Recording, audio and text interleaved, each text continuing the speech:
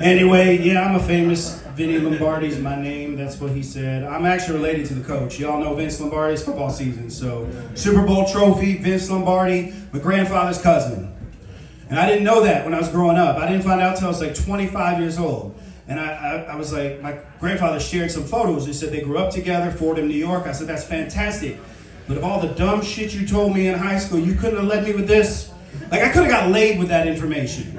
And he said, without skipping a beat, he's like, well, if you were any good at sports, I would have told you. So I was like, that's where I get my humor from, my pops.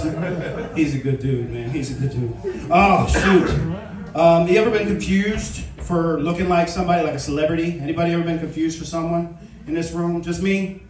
Like, you used to have, who did they think you were? James Franco. James Franco, okay. I can not see that at all, but that's cool. That was when I was in high school.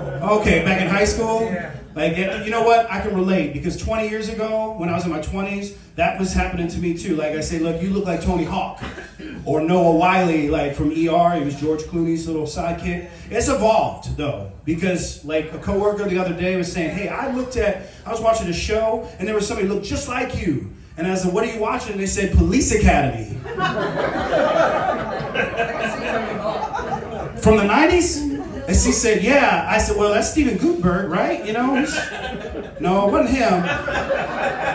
It was another lead character. I was like, he was in charge of the biker gang. I was like, oh, you mean Bobcat Goldthwait? I don't really know how I feel about any of that. I'll be honest with you, he's not a good looking dude. He just talk a little weird though.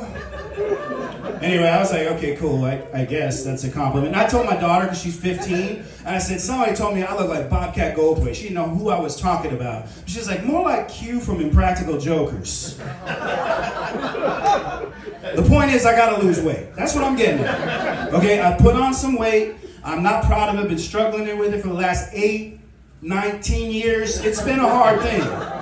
Okay, it just happens. And this is not the time of the year to try to lose weight. But I turned 49 like last month, and I said, before I turn 50, I'm gonna lose 50 pounds.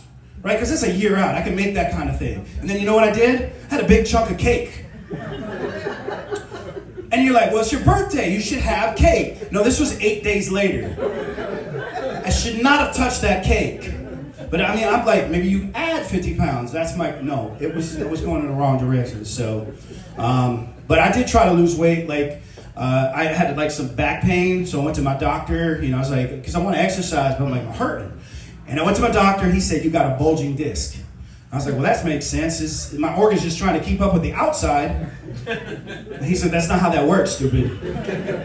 So he like tried to clarify. He said, okay, a bulging disc is like, he tried to relate to me. He said, if you had a jelly donut, you start squeezing the jelly donut, you know, like what's happening is what's happening in your back. It's the compression and stuff. It's kind of happening. And I was like, man, I'm going to Dunkin' after this appointment. I'm getting like a dozen of those jelly donuts. But I did like a year ago, I got an Apple Watch. I got it on my wrist now. Because it has like cool things. It tracks your heart rate. It can track your steps. It tracks how often or how little you have sex. It does a lot. Okay? So I looked at my Apple Watch and I was like, that's cool. I'm going to do that. And then like 3 days later, I forgot that all of those things existed. Fast forward 6 months, I go to a professional football game, got to park like a mile from the stadium. So I start walking from my car, and I'm 5 minutes into my walk, and all of a sudden my watch starts vibrating. And I look at it and I'm like, looks like you're doing some type of fitness activity. Shall I record this? My watch sensed movement it has not experienced the entire time it had been on my wrist. And it thought, you know, we should get this on tape. So now my watch is just something else I disappoint on a daily basis. I tell you what, I gotta lose weight. You'd be surprised to know I've been married a while. Anybody been married? Any couple? You guys married? You said, wait. She's like, this is first date. There ain't gonna be a second, motherfucker. That's what I heard. She's like, she said, fuck no. Fuck no. Well, I was gonna say I'm kind of proud. I've been married 18 years, 19 in March, so that's pretty cool. Thank you. That's the right response after fuck no, is a clap, right? That's awesome. And I'm not, sir, I'm not happy for you right now. But congratulations, this has got to be a good thing because he's laughing.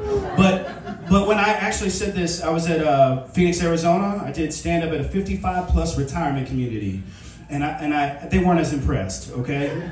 Because I said, actually I interrupted bathroom break at the rec center during trivia night to do 10 minutes of stand-up nobody expected.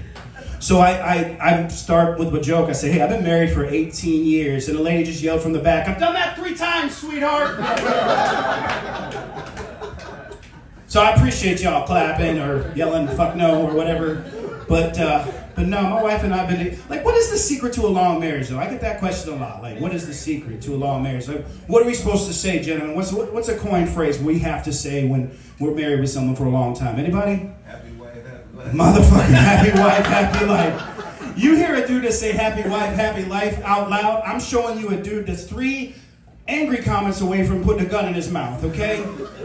Because we don't say that out loud, but you heard it, right? And he's bold enough to say happy wife, happy life. Or yes, dear, right? Yes, dear, whatever. Yes, dear, happy wife, happy life. Or she doesn't speak English. That's a common one. She's been in a coma since 2004. There's a lot of things you say when you've been with someone that long. And that's not the right thing to say. Happy wife,